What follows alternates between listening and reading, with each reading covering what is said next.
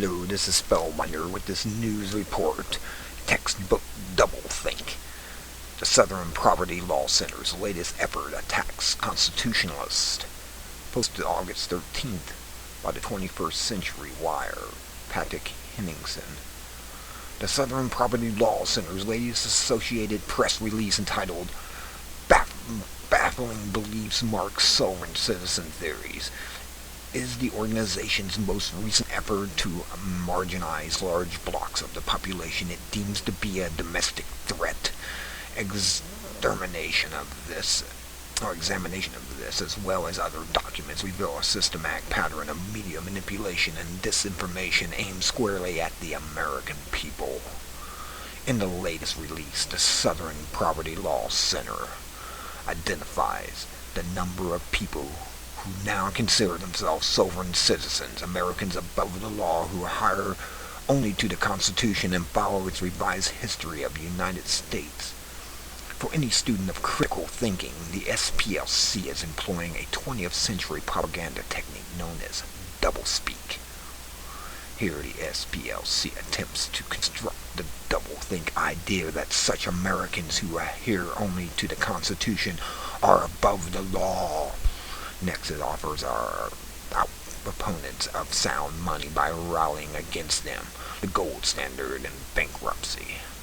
Belief that the country went bankrupt in 1933 when it suspended the gold standard and no longer had collateral to back its loans. By spinning the conversation in one direction, here the SPLC states what is actually fact in the U.S. and what few economists and historians will argue, that the country is bankrupt and has no real collateral for its loans, but attempts to paint this real and present economic reality as a conspiracy theory propagated by so-called extremists. And finally, in a grand demonstration of doublespeak that would dazzle even Eric Blair, also known as Orwell, the SPLC uses the accusation of straw man, claiming that domestic extremists have concocted a series of false ideals in order to attack the ruling establishment, the elitists.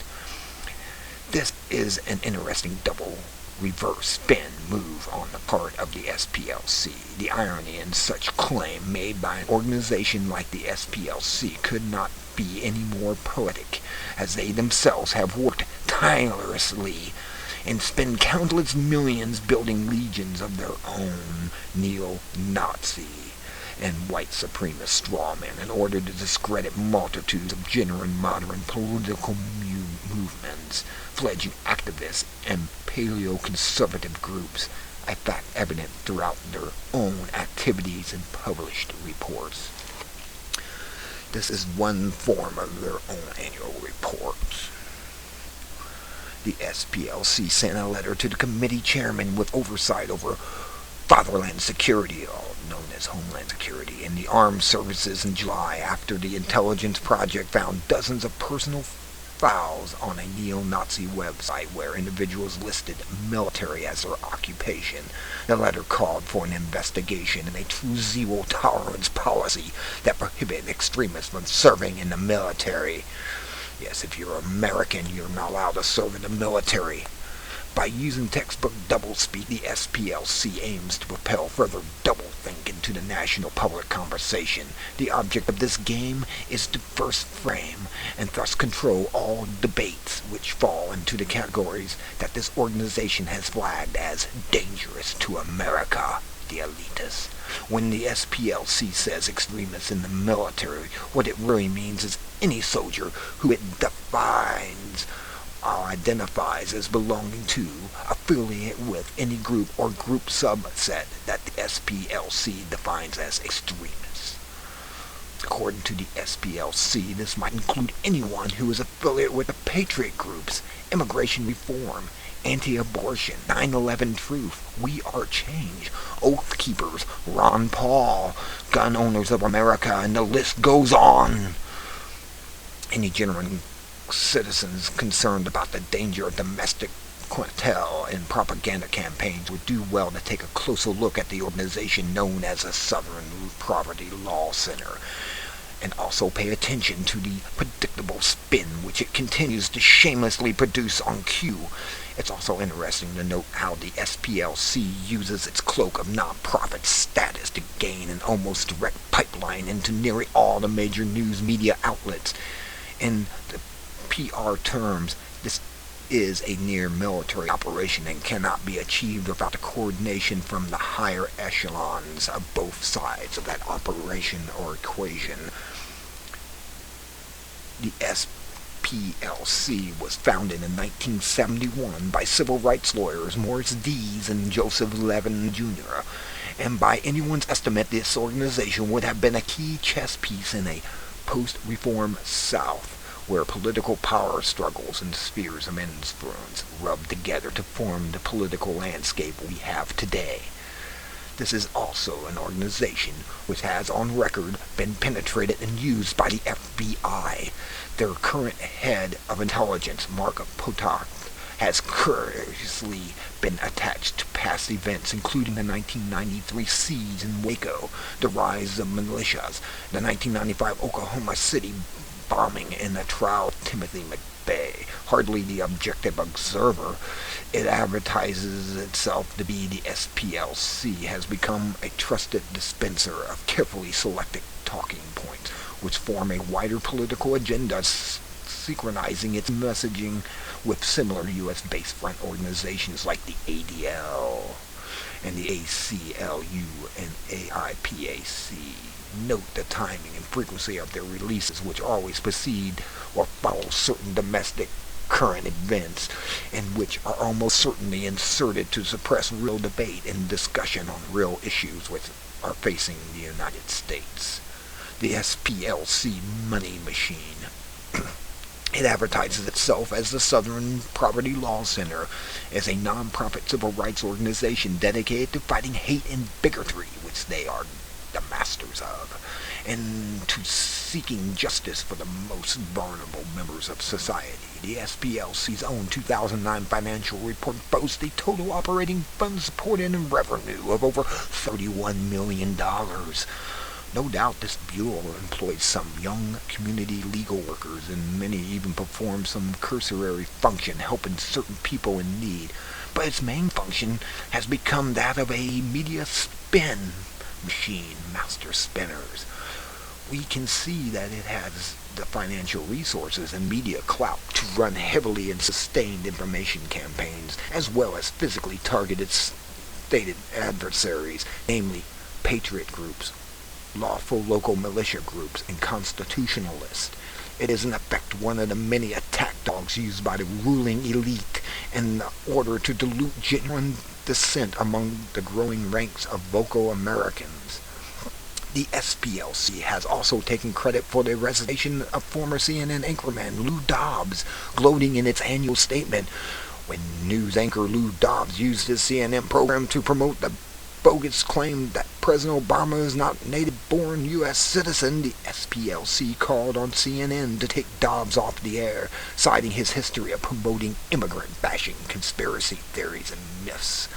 It's marked the end of a 5-year effort of the SPLC to educate and inform the public and Dobbs about the baseless conspiracy theories and anti-immigration propaganda promoted on his show. Fingerprints on most major domestic events. Interestingly, it advertises itself to be a self-appointed defender against domestic extremism, while at the same time the SPLC is promoting the likes of Bill Ayers, including a link between the FBI and the SPLC's website. A man actually convicted of domestic terrorism as he carried out a series of bombings within the U.S. There are many publicly documented links between the SPLC and the FBI, which should really raise suspicion as to the depths of which this supposed non-profit entity actually goes. Most notably, the SPLC's links to informants within the FBI alleged sting operation at the Elon City, or Elon, and directed connections to the Oklahoma City bomber Timothy McVeigh. More recently, the SPLC has proved close coverage of the FBI informant Hal Turner and his bizarre trial, a story of minor importance in the grand scheme of current events, but very telling by the fact that the SPLC will shepherd along such a story where a compromised FBI informant is implicated. All these connects between the FBI and the SPLC are, of course, no mere coincidence. Any educated reader can easily glean from the SPLC's own news release and coverage the sophisticated reverse spin and antiquated 1970 quality left-wing cover which has become a signature of the SPLC's media machine. It's become predictable to the point of ridiculousness.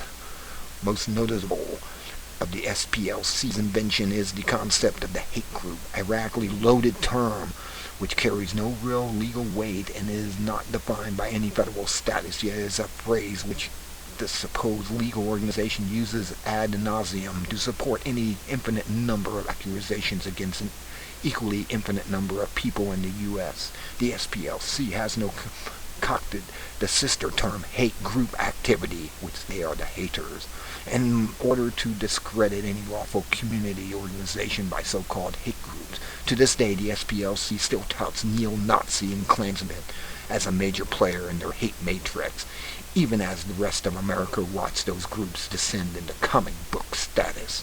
The SPLC has also pioneered the concept of domestic extremists, a weapon it has deployed numerous times in a different context to support their own alarmist claims and support a multitude of disinformation campaigns, naturally the patriot groups, anti-Obama activists, immigration reformists, protests against Israeli aggression, 9/11 truth demonstrations, oath keepers, meetings, Tea Party gatherings, and the time-honored marches on Washington would fall under their catch-all definition of hate activities. Modern media trends. The reality behind this office is that no longer serves as a real useful independent legal bureau, but rather an outdated, clumsy propaganda tool for social engineering in the United States. Handlers of this organization may believe that the SPLC is working like a well-oiled machine, even affected at infecting its choice talking points into the mainstream.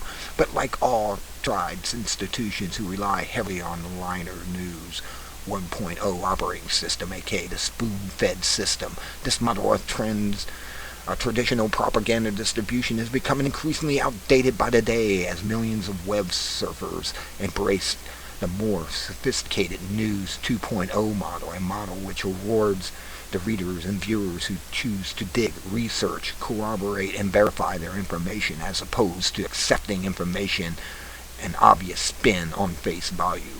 A real danger does not exist, however, when the organization like the SPLC began to profile Americans according to their own labels and then supply their information to the Department of Homeland Security, fusion centers, and finally distribute them to local police agencies. The irony appears yet again. The SPLC claims to be protecting Americans from neo-Nazis, which they are. The SPLC, and what is really achieving is moving Americans closer to real Nazi-style Stasi system of persecution in America. Americans need to become better guardians of their language, not allowing the likes of the SPLC to create diversive abstract concepts and dump doublethink all over the news for their own gain. They are nothing more than a money machine, a dinosaur which makes its living peddling its own brand of fear and propaganda to the highest bidder. Dated and bloated, thankfully it's an organization in decline. End story. You can read this at Infowars.com. This is Spellbinder. Good day.